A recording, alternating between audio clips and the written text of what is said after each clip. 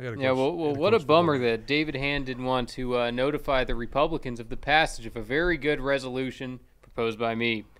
So, Dawson, yeah, go ahead and pull up the Trump resolution because... That's actually a great point, though. What MAGA Jesse saying is right. Why is David Hand not talking about it? Why give a lame message and not talk about the great resolution that just passed? That's Probably right. the best resolution we've ever seen. It maybe is. So, yeah, and I got a copy here. So it says... the resolution condemning the Banana Republic indictments against President Donald J. Trump. So this was the original version that I submitted.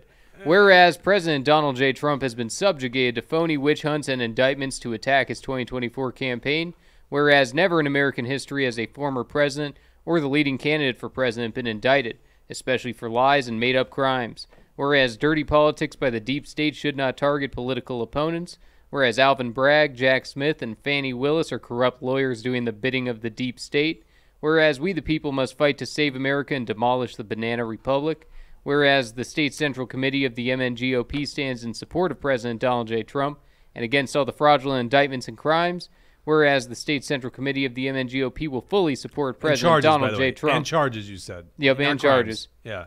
Will fully support President Donald J. Trump if he is the nominee, whereas this resolution does not bind the party or issue an endorsement. It is a statement condemning the deep state and witch hunts against President Donald J. Trump.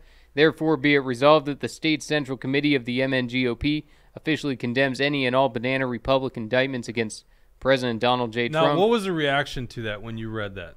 Thunderous applause. Yeah. people loved it. What happened afterwards? So what happened with this resolution, there were different people going up there. Everybody had an amendment. Everybody wants to change something. So first they changed the words Banana Republic to politically motivated. And then there was an amendment, I think, specifically to get rid of Alvin Bragg, Jack Smith, and Fani Willis. They wanted to get rid of that line because they said this could cause us problems. We don't want to say that they're corrupt lawyers doing the bidding of the deep state because I guess they thought that might cause legal problems. I thought there's no problem at all. Tell the truth, huh? Yeah, exactly. Then there was another amendment where they decide basically just to wipe out the entire thing and only to keep the last sentence. Here, let me get the confirmed language. So the here. Resolution is literally not called that anymore? Well, no, it's still got the same. Yeah, well, yeah. It says Banana Republic on it, or no? They changed that to politically motivated. Okay. So I remember some guy got up to the mic and he said, "By the way, that's not how you spell Banana Republic." I looked it up. I'm like, "Well, how do you spell?" Yeah, Banana exactly. Republic? I wasn't sure what he was trying to say either. He was just a hater. You.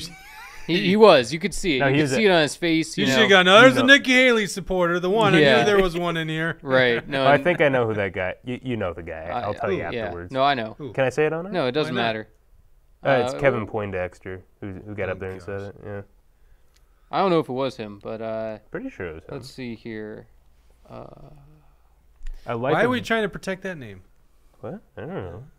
We're not in the business. So what was of as you're looking it up? What was the vote totals?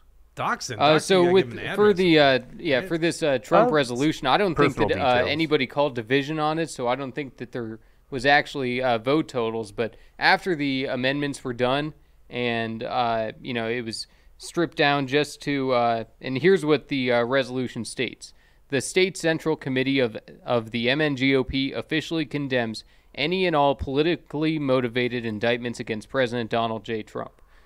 So that was the official language that got passed. I was fine with that. I understood that whatever, if these amendments are going to make it easier for people to vote for this, I think that's fine. But did anyone oppose it? Yeah, there were definitely people saying no, and including the RNC committeeman, Mr. Establishment Alex Pleshrash himself. He was he was up there to spread some BS and lies. That guy, I mean, if people don't know, he's a never Trumper. He's an anti-Trumper. He's a rhino, and I don't mind saying that.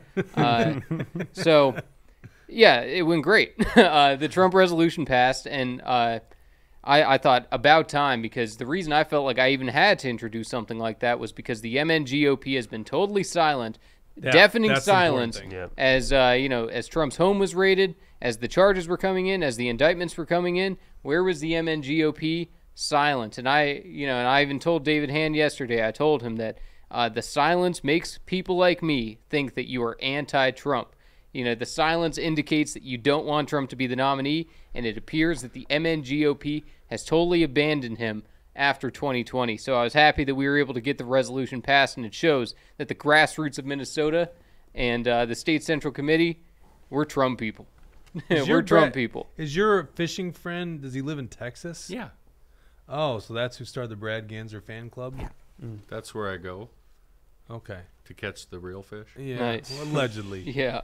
Your one friend lives in My one Texas. friend, Okay. yes, Mm-hmm. says come to Texas and fish, and All I right. say yes. So yesterday you had an interview. So this is a funny story. Yeah. So the Republican Party, well, they needed to relaunch their operations. You know, they got to change things up. So they hire a new executive director. What's her name? Anna Matthews. Anna Matthews from Emmer's World, right? And they want to do one-on-one meetings. So I was like, oh, this is hilarious. I'm going to sign up. Let's see what they say. Jesse signs up.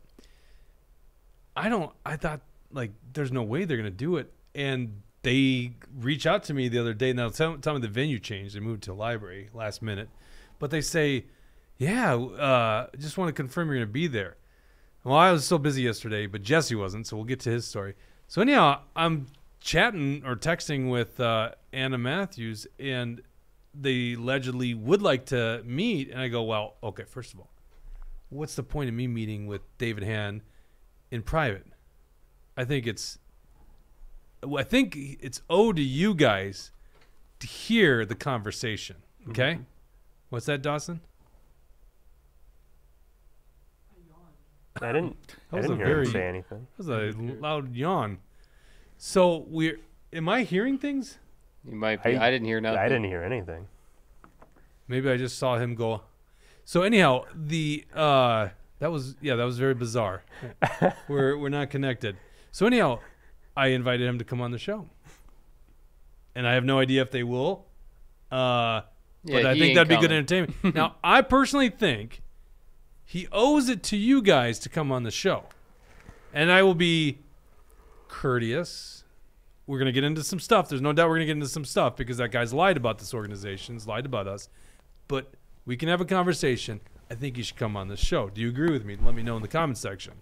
So the invitation, we made the invitation on air, and you told me that yesterday they alluded to they do watch the show, Jesse. That's what correct? Anna Matthews said. There you Anna go. Matthews said, oh, it's nice to meet you I in would person. even go so far, Jake, if we ever want to win another election statewide in Minnesota, he has to come on the show. He has to come on the He show. has This is to. the problem with So David true. Hand and his ilk, okay?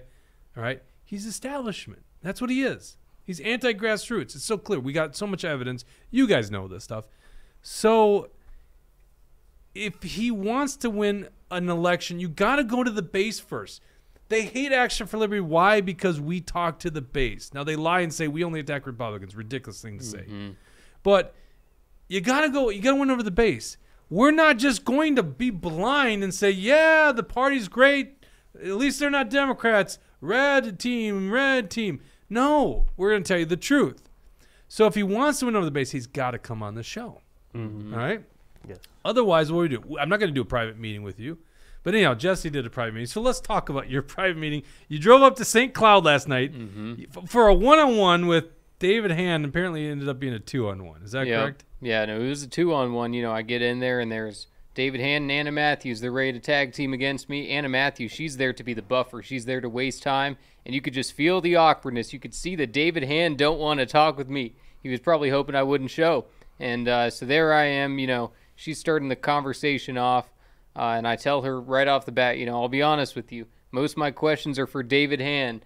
But, you know, that didn't stop her from interrupting me a million times. And I kind of had to tell her a couple times, hey, let's keep on moving here. I don't need your take on everything. And one of the first things I went into was the Trump resolution, pointing out the flaws with the MNGOP and their silence on Trump. Then after that, I asked him What about is his his salary. explanation for that? Because it is bizarre. Like, Just a denial. It's just Yeah. a denial. He says, you know, oh no, we didn't abandon Trump in 2020, and it's like it sure seems like Well, it. wait, but no, but what now, about the why aren't they resolutions? saying something now? Like, it's the base in Minnesota, and we've got some anecdotal evidence, so not scientific polling, right? From Scott County, I think it was where we found out. But like, literally, the base is about what the national polls are showing, like heavily Trump favoritism. Yeah, no, and 60% so I or asked whatever. him what his opinion was on it, and then after beating around the bush, Anna Matthews jumps in. Well, he's not allowed to have an opinion, and it's like, oh, okay, so he's not gonna answer anything then. Let's see. Then I went into some of the problems at the state convention. I said, was that the first time that you learned about the caucuses with Dave Hughes presenting it on the caucus floor, on the convention floor? He said, yes. I said, how is that the first time? This is your job. How do you not know these things? He said, well, I can't know everything. I said, oh, okay, well, have you looked into it since? No. He hasn't looked into it since. And then same thing when Amanda Hughes went up there and she was asking questions about the Jennifer Carnahan lawsuit. David Hand, no answer. He didn't want to divulge it. That's what he told us in State Central. I'm not going to divulge into it. Well, we want to know an answer. We want to know what the status is. We want to know how much money you're spending on it. We want to know the financial status. So I also confronted him, asked him, so what do you think it says if 40% of the delegates tried to remove you? And of course he wasn't answering very much, but Anna Matthews says to me, she says, well, that means 60% of the State Central endorses him.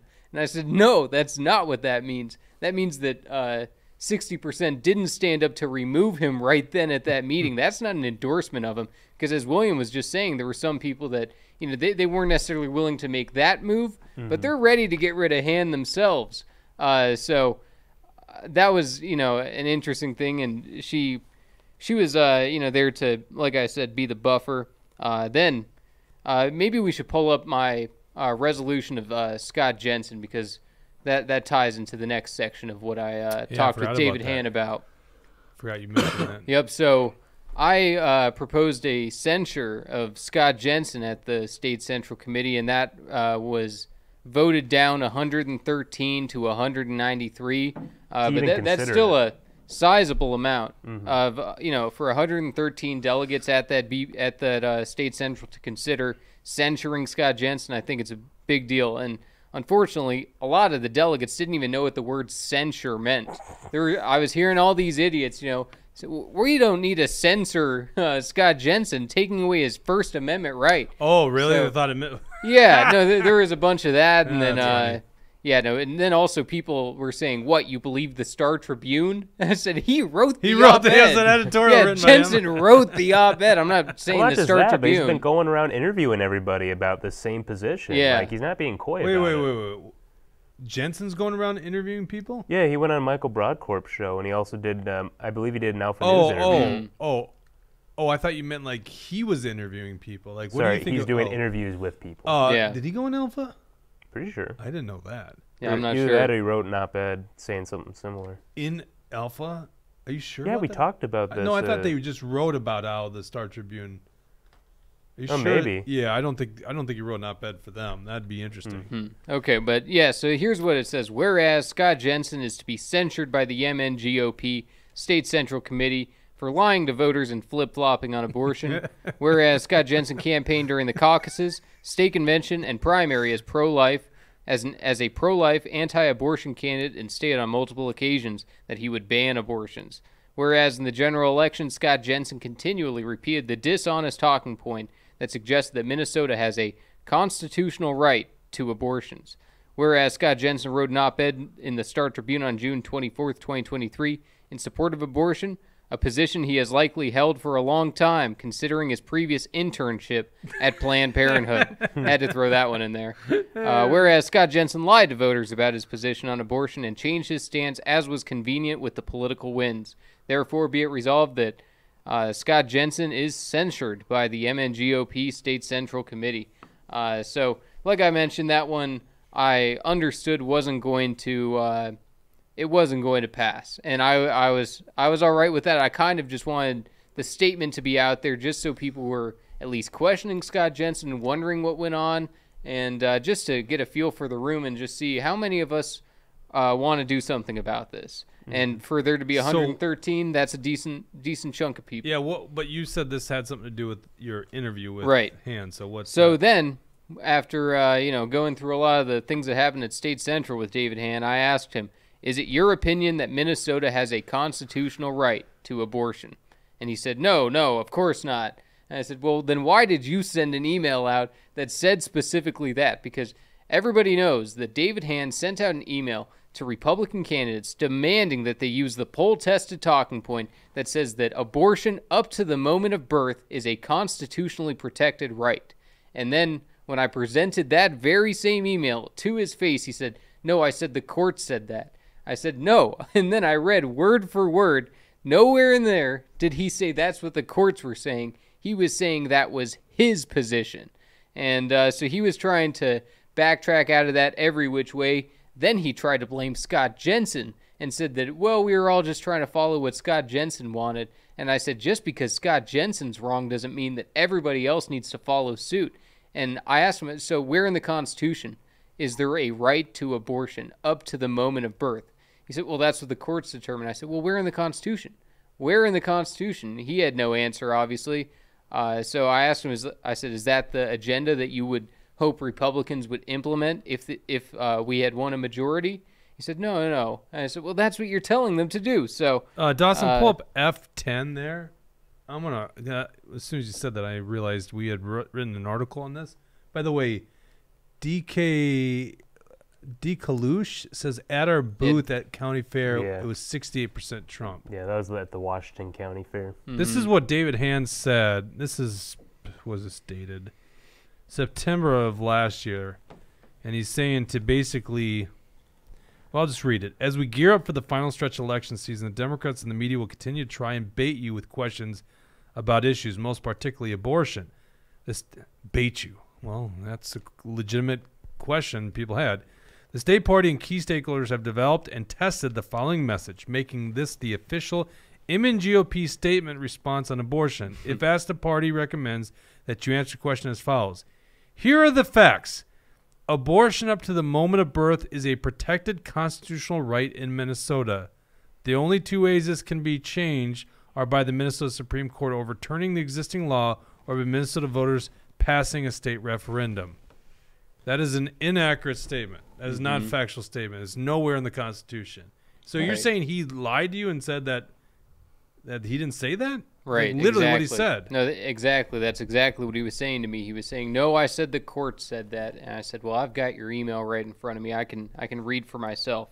And then I, just kept going on with him after it became clear that he wasn't going to admit to the lie. I pointed out how first I forced him to agree to the terms of what a chair is, meaning that you're supposed to be fair pre-endorsement to all the candidates. You support the endorsed candidate in the primary. You support the Republican candidate in the general election, and then you help push a conservative agenda. He said, yes, I agree that that's what the role of the chair is. I said, perfect. Well, that's not what you did, because you cut off data access on these 5 different candidates, 5 candidates who are running against establishment people, sometimes incumbent politicians. And so I was telling him, that he was damaging, the reputation of the Republican Party by pulling stunts like that. And he had a million excuses in the world for that. The one thing I did get him to semi-concede on was about Tony Jurgens and how Tony Jurgens is the reason for a Democratic Senate. He said that Tony Jurgens was part of the reason, and he wasn't really defensive of him. So that was a little bit nice to see and nice to deal with. But well, did you bring up that he called our previous BPOU chair and said not to censure? Yeah, Tony Jurgens? I didn't say that though. Okay. No, because he was mainly in agreement. He just wasn't willing to say things like I was saying them.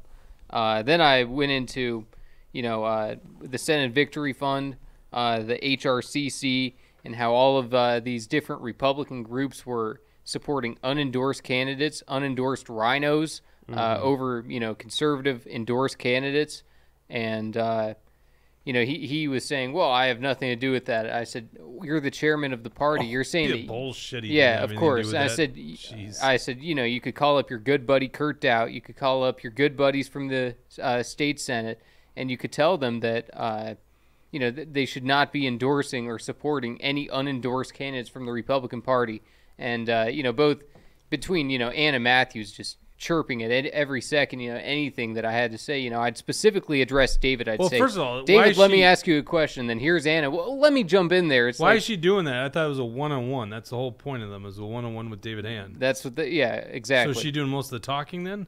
For the most part, I mean, and it was maybe about half and half because I kept directing it back to David. And she's sitting there telling me she's only been around for 8 days. If you've only been around for 8 days, I don't need to hear from you because you obviously don't understand the dynamics. And she's been around in Minnesota politics longer than that. Obviously, if she's involved with Tom Emmer, but I don't need to hear how David Hand handled a situation from Anna Matthews. I'd rather David Hand himself tell me. Then we went into unity talk. We talked about how, Yeah, I know. That's what I always love is, we need unity. Oh, whatever. You take every shot at conservative grassroots operatives all the time. You don't believe in unity. Yep, and I told him, when you look at the examples of Kitson County and what they did to them and making them unrecognized for the state central previously, when you look at what they did to Otter Tail County, kicking out 33 delegates, 33 duly elected conservative delegates just because they allegedly supported Nathan Miller. And then also when you see what happened in Morrison County, delegate list being manipulated, Ron Creech's wife all of a sudden shows up on the list. She wasn't at the caucus, but she's allowed to go. That's the kind of stuff that I told him. That's why the grassroots doesn't trust you. That's why we support candidates and campaigns and not the party, because he can't be trusted. David Hand is totally, like I said, he's a born loser. And when you shut out the voices of delegates like this, when you shut out the conservative grassroots base, that's why the people don't trust the party. And I had to explain that to him as if he doesn't already know. Then we went into, if you really want unity, why are you trashing Action for Liberty? Why are you spreading these smears and these attacks and these emails about Action for Liberty? Why are you targeting the number one conservative group in the state of Minnesota? And it's obviously because we're probably a threat in some way to them. What do you have to say about it? Well, he was saying that, the reason that Action for Liberty is so bad is because all they do is go after Republicans. We've heard that one before. That's the establishment talking point. It's the number one talking point of the Rhino establishment class. We had this is a funny story. There's a state senator that got the business from one of our big supporters. And he's like, you need to get on board with what Action for Liberty is saying. And the state senator responds back to him. And by the way, he's forwarding him the email of our dump walls state fair sign. And the state senator responds back, the Republican state senator responds back, he goes, Action for Liberty is no good. They only attack Republicans. He says it's one of our big supporters who forwarded him our booth saying dump walls. Yeah. It's like, do you even listen to yourself at this point? Like, right. Yeah, this is why no one trusts you. Yeah, you keep lying to their face, and some of these people actually kind of know you're lying to them. Well, it's the St. Paul groupthink. That's where it all comes from. I think it's all these politicians when they get in those caucus rooms, when they get in those, private one-on-one conversations with each other, they're all trashing Action for Liberty. And, for him to say that lie, that all Action for Liberty does is go after Republicans, number one, all you have to do is go to the website and click on the articles, click on the news, and just start reading through, because if there's anybody going after Lee Finke, it's us. Where is David Hand on Finke? Yeah, where is David Hand on Stinky Finke? Nowhere. I said that very same thing Yeah. yesterday. Oh, yeah? Yeah, I said go to the website and look who they're attacking. And Yep. then I pointed out the drunk guy. I Yeah. forget who it Oh, was. Dan Oh, Waldemar. Dan Yeah. Waldemar? Yeah, Yeah. exactly. Yeah. Right. And so, and then the room that we were in, that was the same room that I called Eric Putnam out in. It happened to be at the same exact library. And that was when we were talking about gun rights with Eric Putnam and, letting the voters of the district know that he's a radical Democrat who is voting in line with every single gun control idea. And I said, what about when I was in this room calling out Eric Putnam? What about when I was door knocking against Eric Putnam? What about when I was door knocking against Judy Seeberger? What about when I was door knocking against Matt Norris? Listened through a couple of these people, and I said, how do you explain that? If Action for Liberty just goes after Republicans, what was I doing? What was I doing then? Because it seems like I was, going against the Democrats and the Democratic agenda. And, So he had a couple of things to say about Action for Liberty, but not very much because He didn't have a response to that. Yeah, not very much because and mainly it was Anna Matthews butting herself into the conversation where in a conversation that really she didn't belong in, and it's I'm not saying that to be mean to her. I mean, obviously she's new to the job, wish her the best, but if you're getting hired by Han and you're working in tandem with him and you're sitting there playing cover for him in a meeting that's supposed to be a one-on-one, I mean, that just shows you're a tool of the establishment.